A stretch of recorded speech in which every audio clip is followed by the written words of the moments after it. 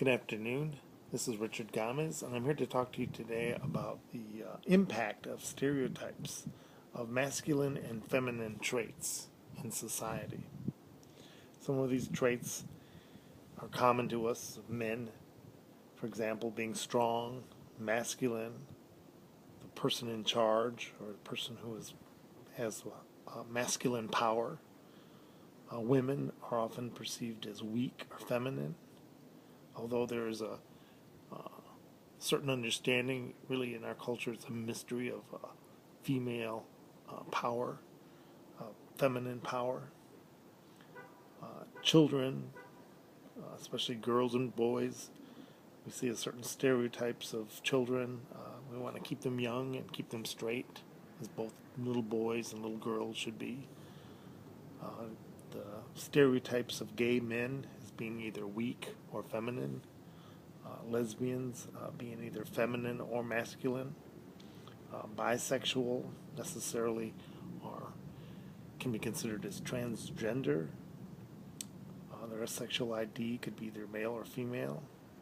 The transgender, we might necessarily conclude that a bisexual person is bisexual, or a transgender person is bisexual, or the word queer.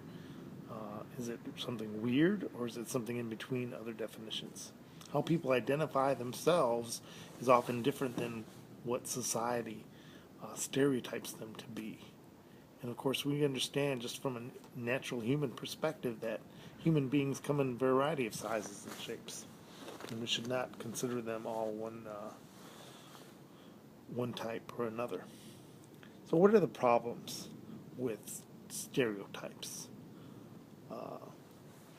On the surface, it might not seem like that big a deal. Okay, stereotypes are things we all conclude or we've seen plenty of examples of, so therefore they must be true.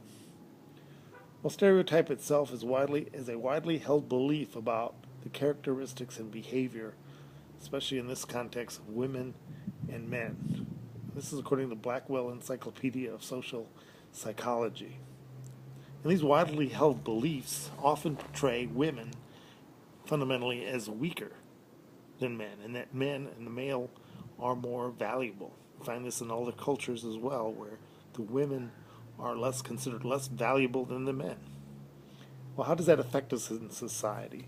I believe ultimately it produces a sexism, and sexism can lead to all kinds of evils, such as gender discrimination. UNICEF, for example, and I have some examples here on my internet. For example, the controlling of women's attire in the Middle East, the beating of women based on their attire is a common appearance. You might see a man just beating what looks to me like fully clothed women from head to toe, and apparently they're not appropriately dressed. I can see an ankle in the corner. Maybe that's the problem. So what does this lead to in the end? In the end, sexism is an excuse or fuels the right of men to control women.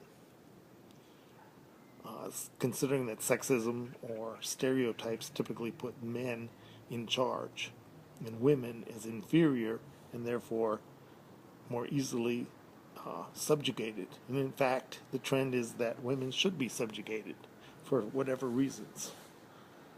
I was also reading some articles on Alfred Hitchcock movies, and common theme in his movies is strangulation, and the portrayal of strangulation, especially the differences between men and women and homosexuals in his movies, is very telling of not only Alfred Hitchcock's viewpoint himself, but society's. The men would typically strangle somebody with their bare hands, exhibiting the strength of a man.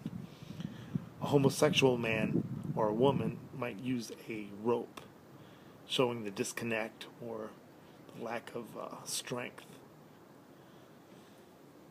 And typically the woman would fail. Invariably the woman would fail, and it would be almost a comedy to see a woman try to strangle somebody, which is far from the truth. But that's a different subject. UNICEF makes an interesting point, and you go to unicef.org / protection. And they talk about sexism as a form of, or resulting in, gender discrimination. And the victims, for example, of child marriage is disproportionately girls. And coincidentally, or directly related, is the fact that many of these countries do not criminalize marriage rape.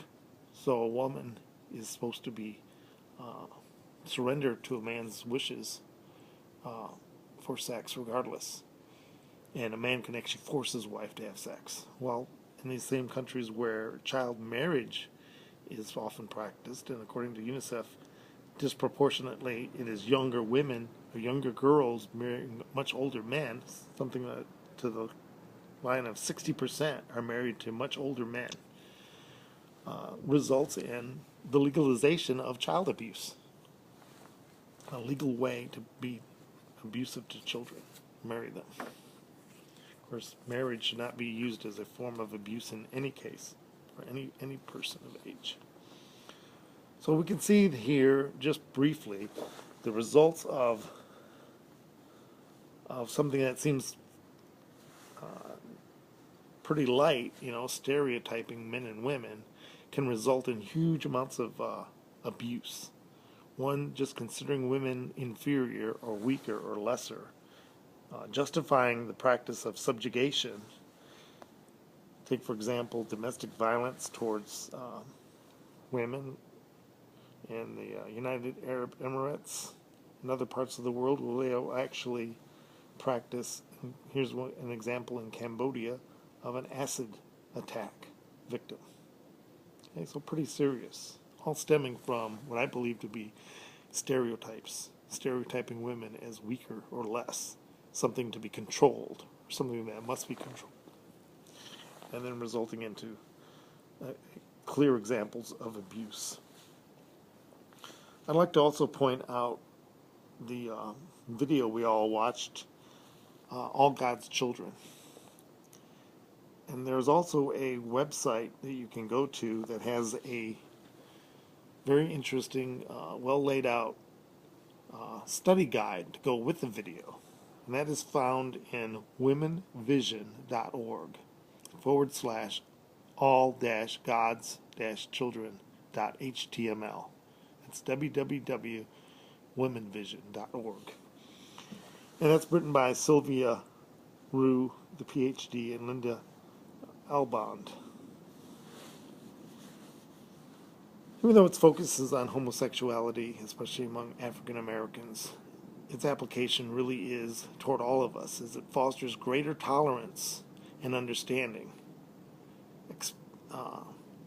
especially among African Americans, but the stigma that is related to being gay, as well as the responsibility of the church, which I interpret that to mean also all of our community organizations. Any organization that is part of our community that is designed to foster and encourage or to affirm civilization and individuals' basic decent rights and dignity and respect.